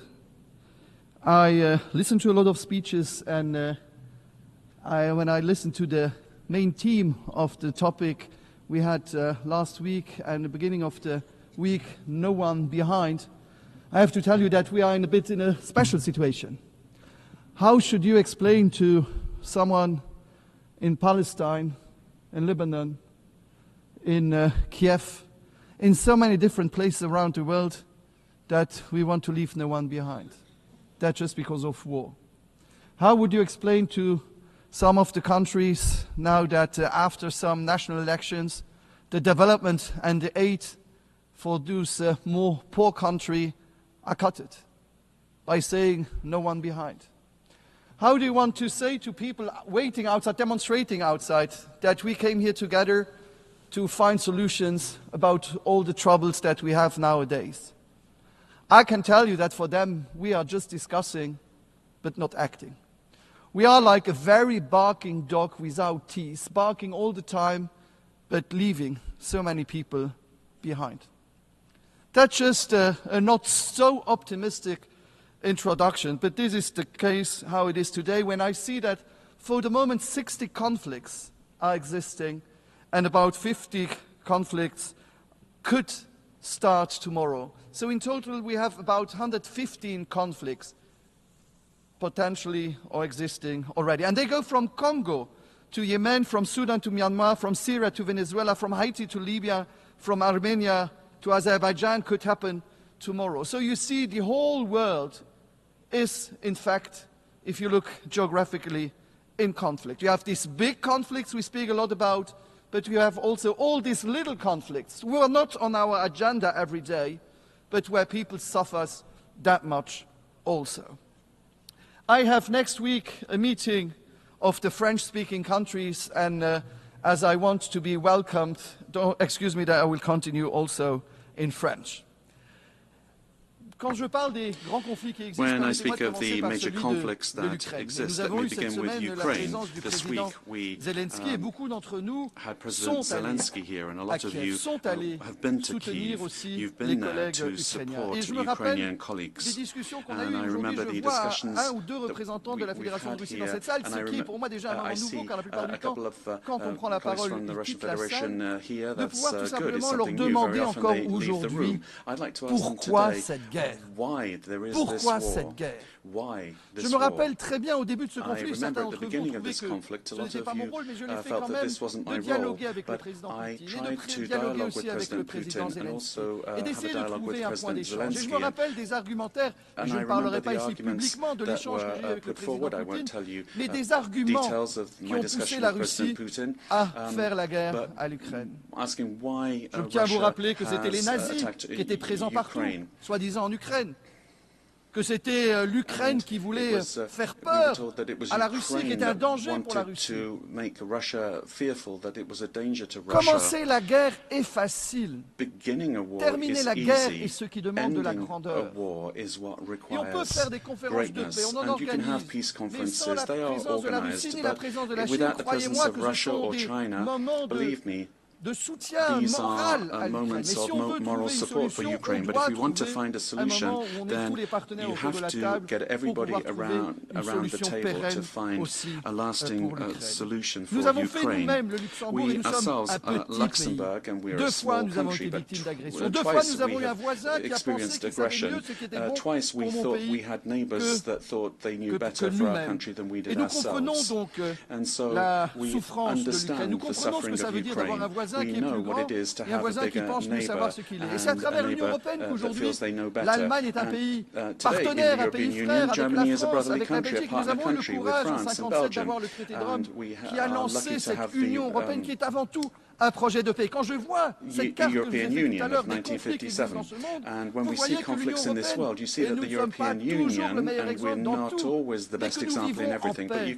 Et cela va des pays baltes jusqu'au Portugal, cela va de la Grèce jusqu'à l'Irlande. Et vous voyez que ça marche de pouvoir se mettre autour d'une table, de discuter, où à l'époque, quand il y avait des conflits, c'était les armes et plutôt la force qui était la réponse. Donc mettons-nous avec nos partenaires autour de la table, mais faisons des dialogues de paix où nous avons aussi le partenaire russe qui participe, avec le partenaire chinois qui participe, et que nous ayons un programme et un plan aussi pour l'avenir.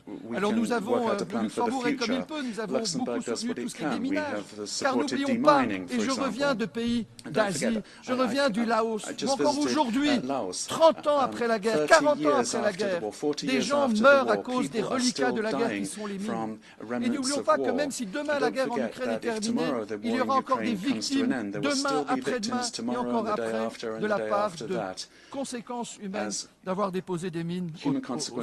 Nous devons aider aussi les enfants qui sont déportés en Russie. Et nous devons aussi que l'impunité ne soit pas la règle dans ces choses. Quand je parle de grands conflits, vous comprenez qu'après l'Ukraine, je ne peux pas passer à côté du Moyen-Orient. Et nous avons eu cette semaine des discussions avec les partenaires pour une solution à 2 États. Pour moi, ce qui compte, c'est qu'aujourd'hui, on doit être conscient qu'il n'y aura pas de vainqueur de cette guerre. Il n'y aura pas de vainqueur de cette guerre. Qu'est-ce qu'on est en train de provoquer? Comment voulez-vous expliquer à un jeune Israélien que la Palestine est un pays ami alors que sa sœur ou son frère sont peut-être encore otages du Hamas? Comment voulez-vous expliquer à un jeune Palestinien que Israël est son pays voisin et son ami alors qu'il a enterré ses parents la veille? Ça, c'est la réalité du terrain. Qu'est-ce que nous sommes en train de provoquer? Des générations de haine pour les 20 et 30 prochaines années, où ils n'arriveront pas à se mettre autour d'une table, où la haine est profonde, elle est existante, et l'un va continuer à détester l'autre. Est-ce que nous sommes conscients? Alors j'ai écouté hier le Premier ministre israélien. Il a eu le chef du Hezbollah, alors ils ont... Si demain on pouvait me dire, après la mort du chef du Hezbollah, il n'y aura plus de terrorisme. Mais c'est aussi croire que ces actes terroristes, ces organisations terroristes ne sont pas comme des pieuvres. Si vous coupez un bras, il y a un autre bras qui va arriver. C'est une idéologie. Et le meilleur rempart contre le fanatisme, c'est d'avoir une espérance en tant que jeune. Et nous sommes en train de détruire les espérances. Nous sommes en train de créer, une future génération d'adhérents du Hamas, du Hezbollah, des gens qui se détesteront dans une région qui est déjà très conflictuelle. Nous avons 40 000 morts déjà à Gaza. Nous avons à l'UNRWA, qui est une organisation qui vient de cette maison. Je tiens à vous le rappeler. Alors qu'Israël veut la mettre sur la liste d'organisations terroristes, est-ce que nous allons tous accepter que notre propre agence qui travaille là-bas soit considérée comme une agence, comme une organisation terroriste? Et pour ceux qui ne connaissent pas le travail de l'UNRWA, je vous conseille d'aller en Palestine et de voir ce que fait l'UNRWA sur le terrain. Sans UNRWA, pas de soins, sans UNRWA, pas d'éducation, sans UNRWA, pas de nourriture. L'UNRWA fait tout dans ce pays. Actuellement, ils s'occupent des détritus et des ordures pour que la Palestine ne déborde pas. Ils font tout là-bas. Allez voir sur place. Plus de 200 personnes de l'UNRWA ont déjà payé de leur vie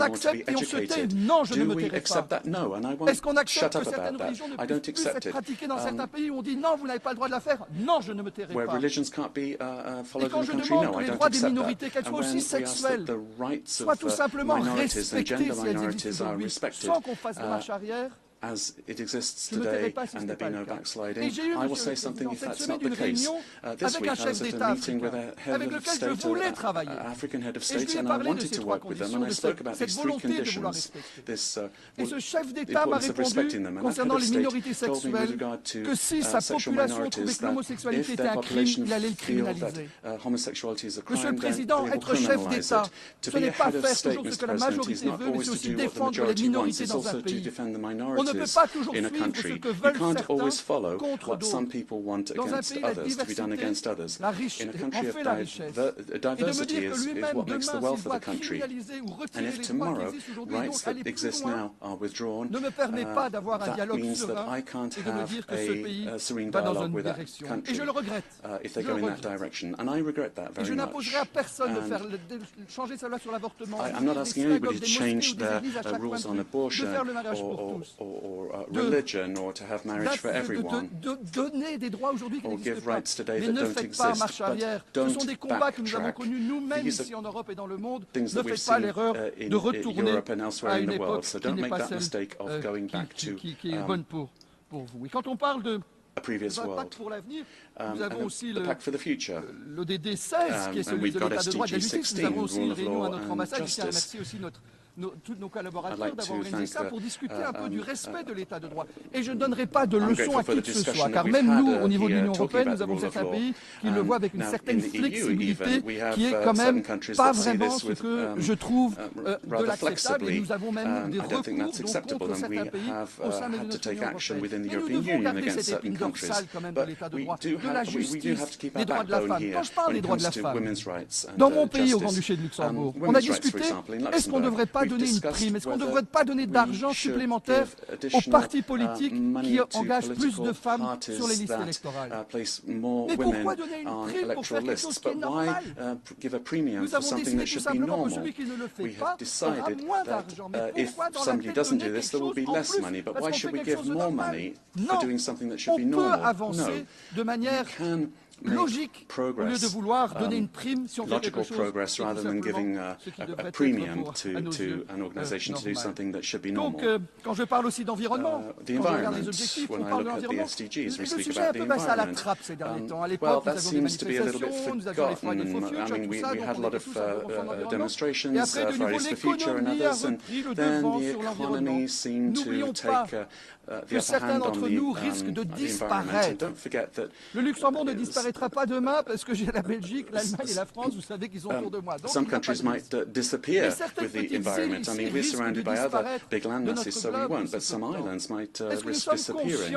Are we aware que si nous n'agissons pas, même si ce n'est pas populaire, nous laisserons un héritage aux générations futures où on ne sera pas fiers. Alors nous avons la COP qui va se trouver à Bakou bientôt. Et un appel aux amis azéris. La COP sera un moment, je pense, très important pour nous tous, mais aussi pour vous. Et nous avons aujourd'hui un conflit entre vous et l'Arménie qui peut, et je l'espère, être résolu avant cette COP. Faites-le. Engagez-vous pour la paix, chers amis d'Azerbaïdjan. Montrez qu'on puisse être fiers de venir à Bakou, qu'on se réjouisse de travailler ensemble, d'avoir des résultats où tout le monde sera content d'aller sans avoir derrière, dans l'arrière-tête, se poser la question, est-ce que nous avons un risque que demain il puisse y avoir un conflit entre l'Azerbaïdjan et l'Arménie? Faites-le, c'est tout ce que je peux encore vous recommander. Concernant ce chien qui aboie et qui ne mord pas, oui, nous avons au niveau européen des règles et ici aussi au niveau de l'ONU des règles qui datent de la Deuxième Guerre mondiale. Nous avons un reliquat de la Deuxième Guerre mondiale. Nous avons un reliquat de la Deuxième Guerre mondiale avec les 5 permanents. L'Afrique pas représentée. Aujourd'hui se demander en 2024 comment est-ce qu'on peut avoir un Conseil de sécurité qui parle du monde sans avoir carrément un continent comme l'Africain pas représenté. Première chose. Alors on nous pousse maintenant en nous disant mais ce serait bien qu'on rajoute tel pays, tel pays, tel pays, tel pays en tant que membre permanent. Je ne m'y oppose pas. Mais ce n'est pas en élargissant le cercle des privilégiés qu'on sera plus efficace. Si on veut vraiment être plus efficace, on doit se poser la question, est-ce qu'il est normal qu'un membre permanent puisse, à travers un veto, bloquer un processus? Non. Je pense qu'on doit s'imaginer, pourquoi pas se dire qu'une réforme du Conseil de sécurité serait celui que si un pays fait un veto, une majorité des 2 tiers pourrait voter dans l'autre direction que celui qui a émis le veto, overturn that veto, et que dans ce cas-là, il y aurait un vote en assemblée plénière, ici en assemblée générale, et si aussi 2/3 votent dans l'autre direction que celui qui a émis le veto, que dans ce cas-là, ce veto soit pas effectif. Si on veut avancer, ce sera le seul moyen. If we want to make progress, that's the only thing we can do. Just having more members in the Security Council would just be expanding the problem, because more people would have the right to veto.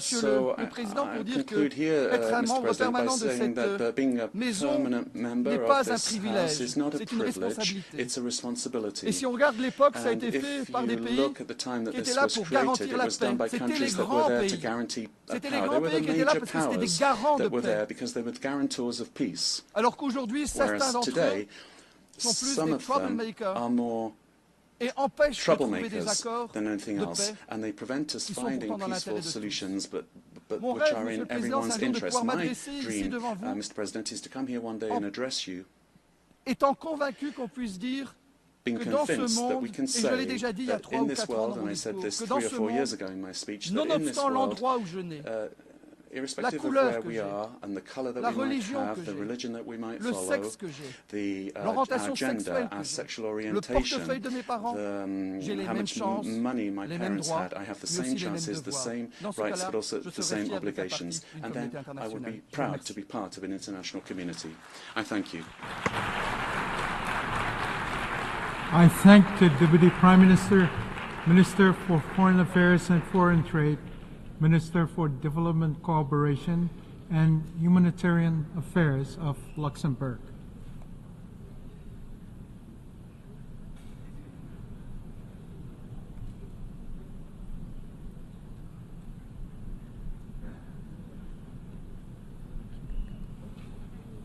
I now give the floor to His Excellency Abdoulaye Maïga, Deputy Prime Minister, Minister of State, Minister of Territorial Administration and Decentralization of Mali.